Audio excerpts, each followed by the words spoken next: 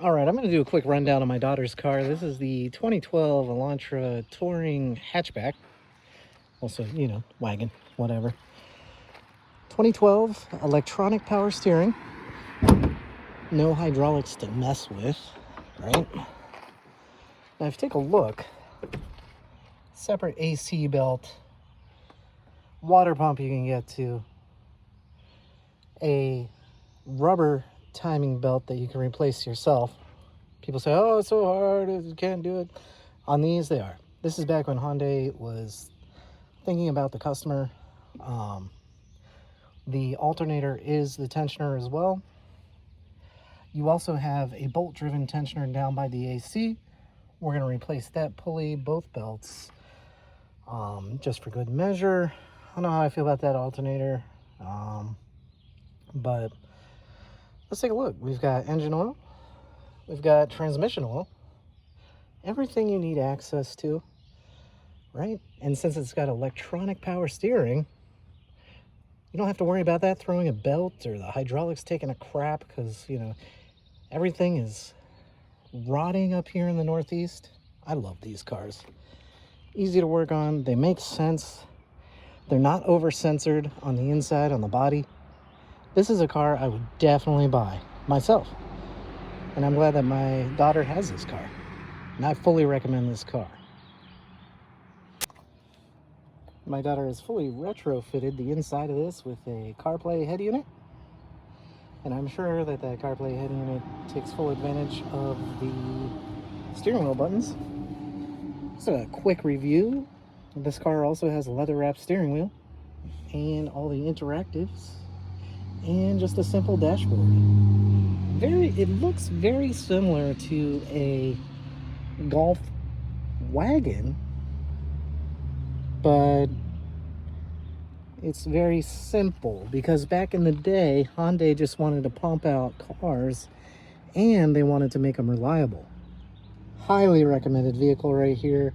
Part of the 200,000 250,000 mile club. 2012 Hyundai Elantra Touring wagon. So we will be doing a universal seatbelt stop on my daughter's car. Now, before we started this thing was twisted up like a pretzel. And I believe the reason is because the seatbelt stop is missing. This is a universal kit. Makes it kind of like a button that you squeeze with. I got like a medium size channel lock here.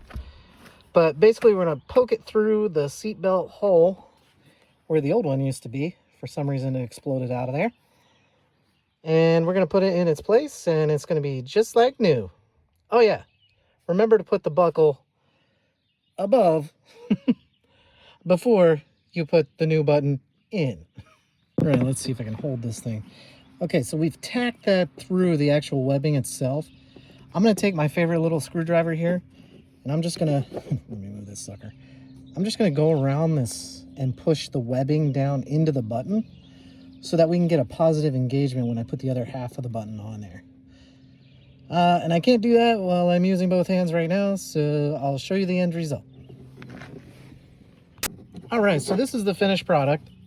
I'm going to squeeze that a little bit more with my channel locks, and I want to squeeze it. You definitely want to take this sucker and squeeze that down flat because it is sharp. It'll catch everything. And I think eventually I'll just stick like, I don't know, the end of a razor or something in there. But I'm going to squeeze that with my channel locks, make sure that it's nice and tight and not going to pop off when my daughter uses it. And it looks factory. And it's actually going to work. She doesn't have to figure out where the heck the buckle is. It's actually where it's supposed to be. Coming over here to the other side. See, look at that. And the seatbelt is straight to boot. When we first got it, it was all twirled up like a candy cane. Now we're straight. Now the buckle's where it should be. She's ready to go. Subscribing, I'm at like 172 still. If you could throw me a like and a subscribe, I'd really appreciate it. It's totally free. Like everybody else says, it's totally free. And I'm just going to keep making videos because, like I said, I think there's stuff that I cover that hasn't been shown on YouTube before. Like, oh yeah, check out the clock spring video on the Mazda. I haven't seen like how to do it anywhere. So yeah, what else can I say? Great day. Fixed my kid's seat belt. Took a look at the belts on her car, and I also did a mini review on that, and I'm going to post that as well. Everybody take care, have a great rest of your weekend, and have a great week. And I'm just going to post videos as many times as I can. Check you later. And remember, when all you have is fails, buy a broken.